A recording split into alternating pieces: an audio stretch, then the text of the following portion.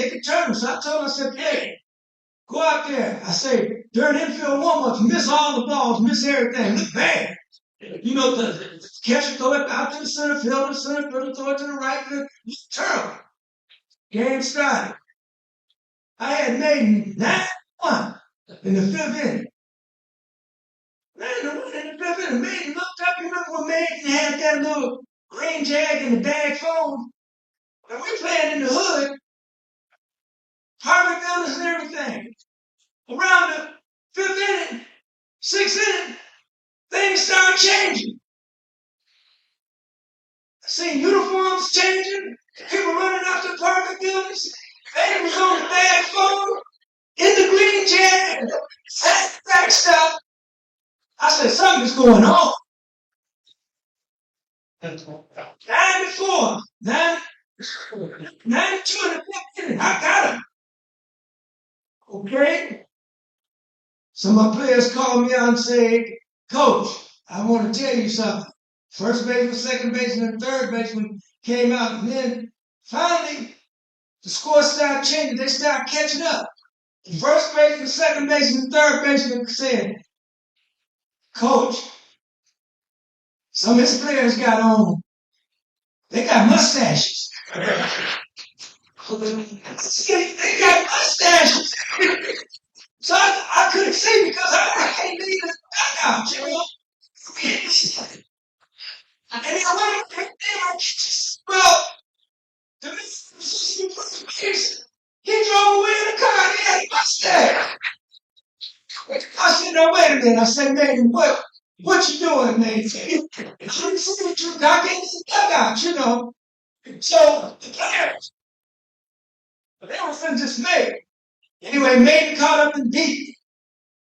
So I said, well, players, you know, Mayden now, we boys now. I tell you, we argue all the time, but we boys, because we've been all over. Mississippi, we've been down in Florida and everywhere. We hang out together. I listen to his stories. He cried about Chicago. I cried about Detroit. Anyway, what happened was, I was mad with Mayden. I'm looking at Mayden. So he beat me about 13-9. Tiger came up to me. He said, you got to take a picture. I said, I ain't smiling. My players was looking at me. Chicago players were looking at the Detroit players. Detroit players looking at the Chicago players. They was partying. They was laughing. What's going to happen? The Detroit players knew what was happening. Chicago players knew what was happening. But they was boys. They was having fun. They was partying. So, you know how Mayden is making. He got a man and he got a great voice. And I'm going to end this by saying this. You know how Mayden is? Great spokesman. I said, I ain't smiling. I don't care what happened. I don't care. Stevie Wonder's down there looking at what's happening. Okay. I said, I ain't smiling. Stop said, sir, would you please smile? We got kids. There's kids involved here. Everything. Phil was quiet. 100% quiet. Mayden slid over to me. And I said, I ain't smiling. I fold my arms, and the kids was looking at the other kids, the other kids looking at the other kids. And to this day, the Detroit players love to come to Chicago and try to find some of those players that they played against. And I think some Chicago players may remember. So I said, I ain't smiling. I ain't smiling. The Tiger said, sir, please smile. Mayden slid down the steps. We on the top stand of the bleachers. I said, I ain't smiling. Mayden said, forward now, you know you came to Chicago. You should have known you were in Chicago for it.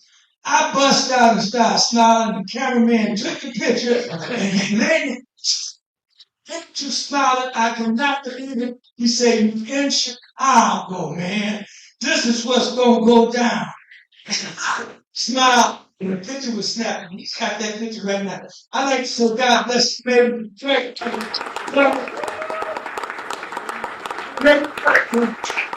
job being a smile. God bless you.